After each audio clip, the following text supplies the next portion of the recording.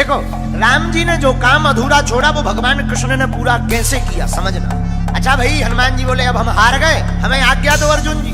अर्जुन देने ही वाले थे आज्ञा, कृष्ण भगवान बोले रोको रोको रोको, अभी नहीं, जब काम आएगा तब इनको आज्ञा दे। इधर धीरे धीरे महाभारत के युद्ध का समय आ गया, तैयारी होने लगी, सेनाएं नहीं मान रही हैं। भगवान कृष्ण संधि प्रस्ताव लेकर के भी गए, लेकिन दुर्योधन नहीं माने।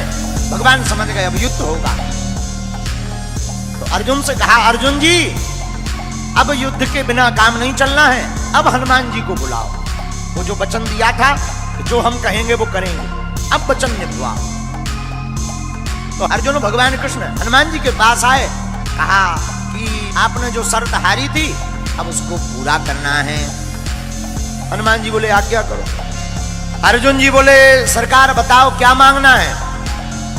भगवान कृष्ण बोले अर्जुन राम अवतार में हमारा युद्ध इनके बिना पूरा नहीं हुआ था, और कृष्ण अवतार में भी हमारा युद्ध इनके बिना पूर्ण नहीं होगा।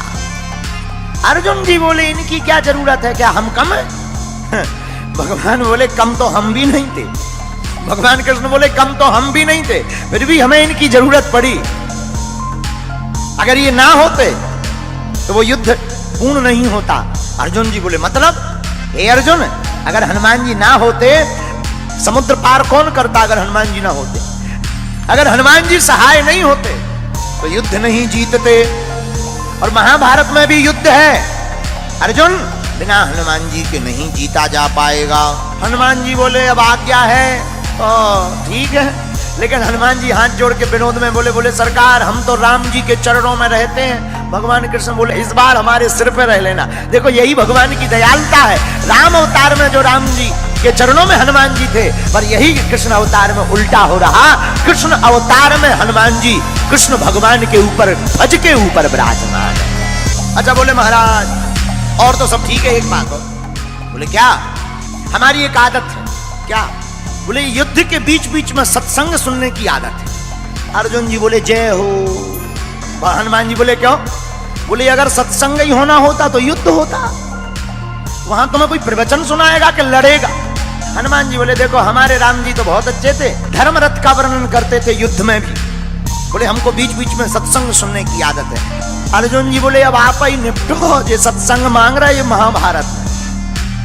तो भगवान कृष्ण बोले कोई बात नहीं, आप हाँ बोलो, हम आपको सत्संग भी सुनाएंगे। अब हनुमान जी आए महाभारत में, रथ के ऊपर एक ध्वज लगाया, ध्वज के ऊपर हनुमान जी को स्थान दिया, इसलिए उस रथ का नाम ही कपिध्वज पड़ गया। और हनुमान जी विराजमान भय ध्वज पर।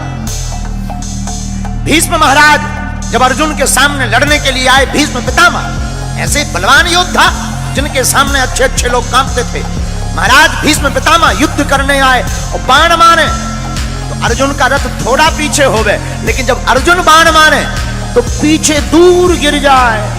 अर्जुन जी हंसकर बोले भगवान कृष्ण से नीचे देखो, नीचे अपना इतना जा रहा, उनका के देखो कितना पीछे जा रहा, नीचे देखो नीचे।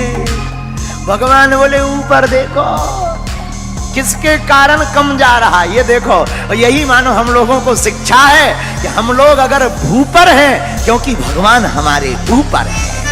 मानो भगवान कृष्ण कहना चाहते हो कि कोई भी काम बढ़िया हो जाए तो ये मत देखना कि तुम्हारा पुरुषार्थ है, तुम्हारे जो ऊपर है खेल तो उनका होता है। अर्जुन जी मुस्कुराए, हनुमान जी भी मुस्कुराए, और भगवान ने गीता सुनाई तो अर्जुन को है। हमारा ऐसा मानना है तो अर्जुन के मोह का बहाना था, पर गीता तो हनुमान जी को सुनाना था। एक बात, अर्जुन जी ने अपने रथ की लगाम भगवान के हाथ में दे दी। ये ज्ञानवर्धक बात है। अपनी जिंदगी की लगाम जो भगवान के हाथ में सौंप देता है, वो कितना भी महाभारत जैसा युद्ध हो जीत करके ही बाहर निकलता है। जो भक्त अपनी मन की लगाम परमात्मा को, गुरु चरणों को दे देता है, वो जीत करके ही आता है। लेकिन जो लगाम खुद पकड़ लेता है वो हार जाता है। बोलो सीताराम।